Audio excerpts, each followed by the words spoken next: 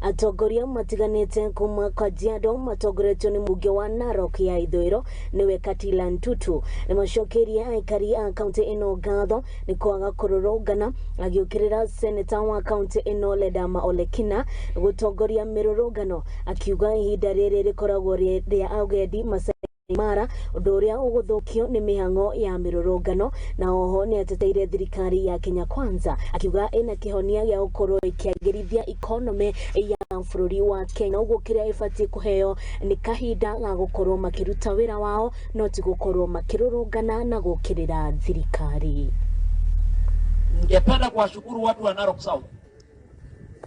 Hamukukubali kuingia maneno ya maandamano.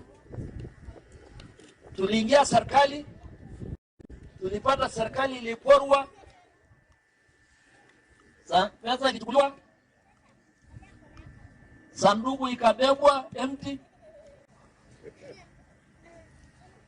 Isitoshe watu wakaenda kuomba deni, kuweka inchi tena deni.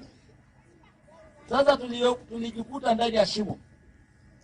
Badala ya watu wale tuliwashinda kwa kura kutusaidia, wanaenda kupeleka watu kwa street, kuchoma mali ya watu, kuua watu.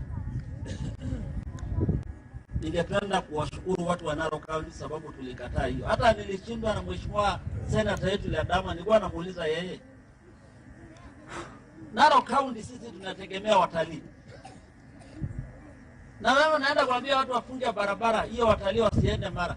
Sasa hiyo ni story gani my friend? Sasa option ilikuwa tatu: kuendelea kulima shimo, kwenda chini kuomba madeni, kuacha hapo na kusimama kutofanya kitu, ama kutafuta njia ya kutoka. Tukaamua tuwezi omba deni, wacha watu wasikie uchungu kidogo. Tukapunguza kutoka 900 billion zikakuja 600 billion. Na next year tutaomba 300 billion ama 400. Na next 2 years hatutahitaji deni kutoka nje, na hii nchi itakuwa mahali mzuri.